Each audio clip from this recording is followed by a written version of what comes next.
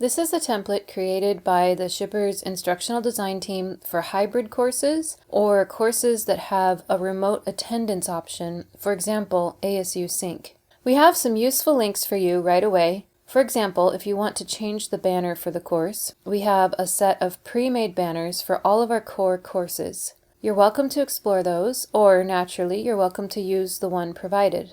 Now, the first thing you want to do is click on this link for the checklist. This is a document that will help you stay organized as you're going through and updating the template to match your course. You can print it out if you like, or keep it in a tab for reference.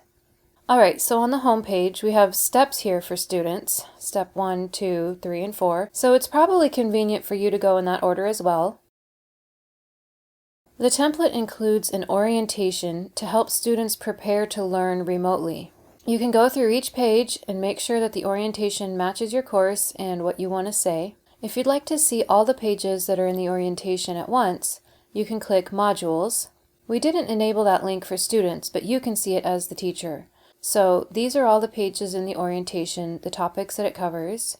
You can delete pages that you don't want to use, you could change information on any of them, you can edit it however you like. One thing you'll want to be sure to check is this Respondus Lockdown Browser page. It gives students instructions on how to download and use RLDB. If you won't be using Lockdown Browser for your tests though, you'll want to just delete this page. You can do that up here in the top right corner. Just click delete and that will remove it from your course. Then it won't confuse students with information that doesn't apply. So another thing you'll want to check is the quiz at the end of the orientation. This is to ensure that students have gone through the materials. You can click edit and then the questions tab, and we've included some basic questions here. Again, you can add or delete or change them. You can also change the point value of the questions, and when you're finished, you click save. Next, you want to decide whether the orientation quiz is going to be part of your grade for your course, or if you're going to use it for extra credit. Whichever one you decide, you want to go back to the home page, click Edit, and delete the text that doesn't apply. So if it's worth extra credit, you'll want to delete this text, or if it's for points, delete this part. Now, one thing you'll notice when we're in edit mode, these links look just like links, but when we get out of edit mode, they look like buttons. That's just kind of a quirk of the code that we use to program this template in Canvas. Okay, the next part is number 2, the attendance details. This section looks a little messy at first, but once you're done deleting the extraneous stuff, it'll look nice and trim the way the other sections do. So you start by entering your class meeting times, and then you would paste your Zoom link in this section. If you don't know how to find your Zoom meeting link, we've included this handy video to show you how to do that. Once you've watched the video and found your Zoom meeting link, of course, you can delete the video so it doesn't clutter up the page. Now, the next thing is to decide how you're going to divide your students for in-person attendance. Of course, in the fall, we can't have classrooms over 50% capacity, so you'll probably, in most cases, divide up your students so that certain ones come on certain days. There are a lot of ways to do this. We recommend using the Canvas Groups tool because that makes it fast and easy. So you can go to People, create a group set, and be sure to type the course name, let's say REL 101. Then you have the option to allow students to sign up themselves, or you can randomly enroll them and then kind of shift the enrollments around based on any special requests. This way is probably the easiest, but it's completely up to you depending on how you arrange your class. So how many groups will you need?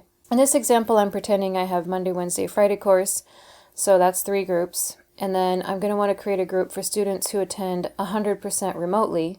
This would be for people who were unable to travel back to Tempe, or students who, for health reasons, strongly prefer not to come to campus. Then I'm going to create another group for the small handful of students who strongly prefer to attend all classes in person. Maybe they feel they learn better that way. Most students won't mind doing a mixture of in-person and remote, but you'll have small handfuls of strong preferences on either end. So I'm creating 5 groups. If you have a Tuesday-Thursday course, it would be 1 less. Click Save, and then I'll just go in and change the group names to create the days. So Mondays, Wednesdays, Fridays, fully in-person, and fully remote. So those are my groups. Once the students populate the course, you'll see their names over here on the side. you'll be able to randomly enroll them if it's not self-sign-up. There'll be an option for that in the menu once students are in the course. And you'll also be able to manually adjust enrollments by dragging and dropping the names around if you have special requests, so it's really easy. Another handy thing about the template is on the home page, we have a button students can click right here to quickly see what day they're assigned. In case they ever forget, they can just go check. So this blue box here will show what group they're in. Right now it's empty because we have to go in and make sure, go into edit mode and the settings, and we have to add the group set here. So now, as instructor, I see all the groups, but students will just see the one that they're in. So they'll just see, oh, for REL 101, I'm attending on Wednesdays, for example. Back on the home page, we have 2 buttons here in this section, and you'll want to delete the one you're not using. The second one is to allow students to sign up. So you might recall that was an option when we created the groups. So I'm going to go into Student View so you can see what that looks like for them. That button will take students to the People page, and then they have to click Groups. And then if I had selected Self-Sign Up on these groups instead of the way that I did it, there would be a button here that says Join Group. So that's how they can sign up.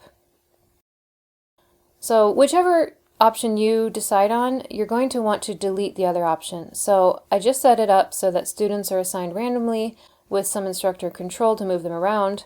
I'm not going to have them sign up, so I'm going to delete this bottom section. Oops. Okay, there. Alright, now I have a much smaller trimmer 2 area here, and we're moving on. The next thing to do is to decide what pages you need in your course. So the pages would be where you upload your course materials.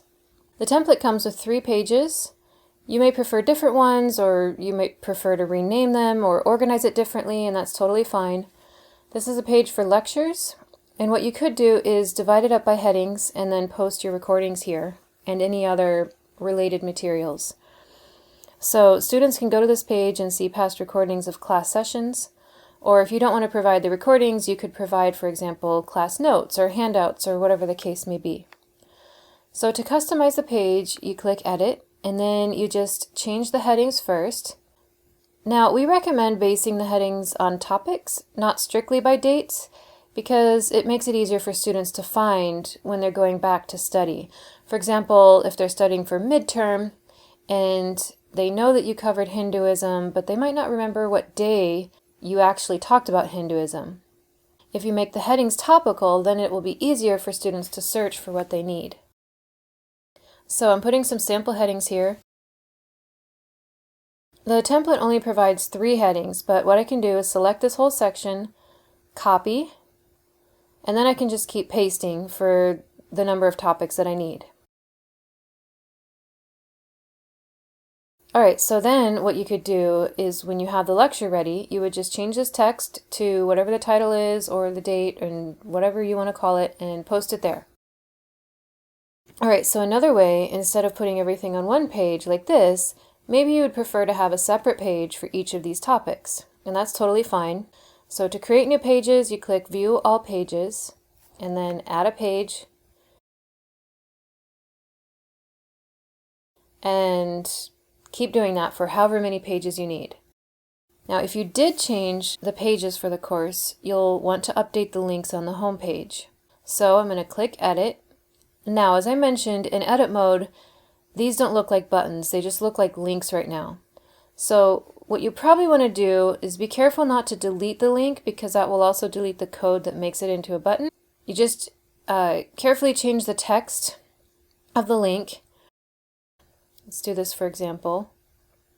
Now I'm just going to put my cursor in the link, go over here to the right, and click Pages, and then just click whatever page it goes to, and that will update your link without removing any formatting.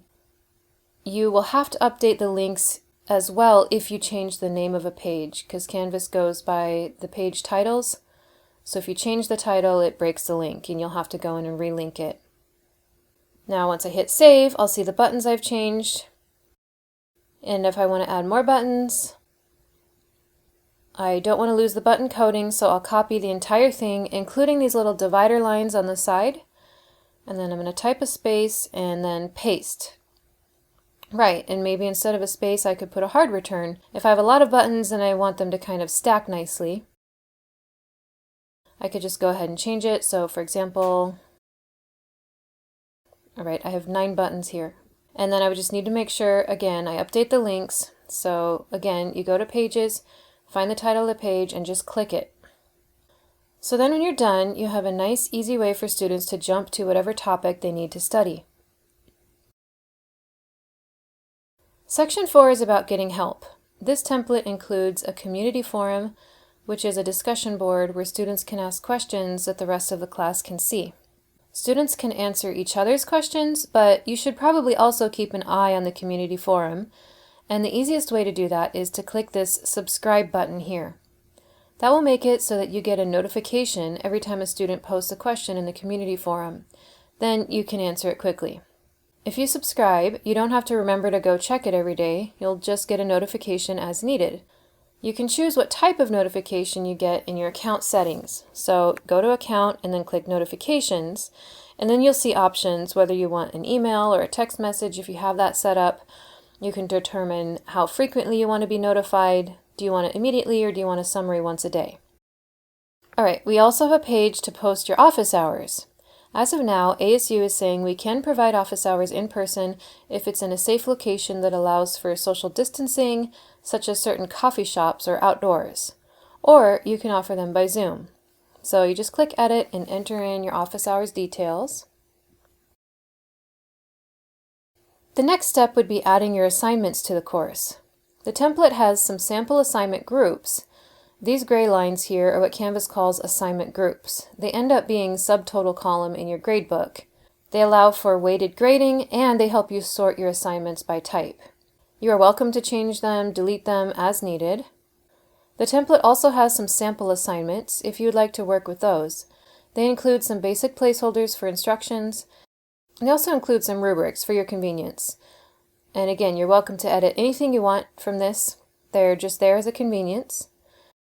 If you don't want to use them, of course, you can just delete them and build from scratch. Another thing to think about is whether the orientation quiz, the Getting Started quiz, is going to be worth actual points or if it's going to be worth extra credit. If it's extra credit, you'll want to pull it down into this group, which is currently set up for 5% extra credit. If you want to change that, you click the 3 dots menu, Assignment Groups Weighting,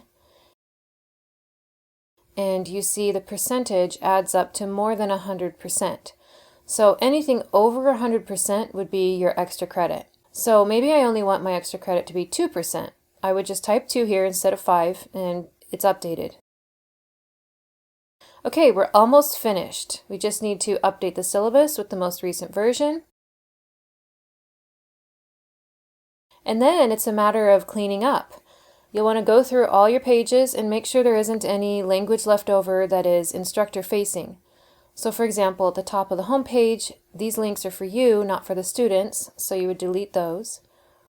And just go through all your pages one more time to make sure that you don't have anything left over that's instructor facing. Make sure all your links work, the wording is the way you want it, and that should do it. You're ready to teach your course. Don't hesitate to contact the SHPRS instructional design team with any questions. We are also more than happy to help you load your course materials into the template.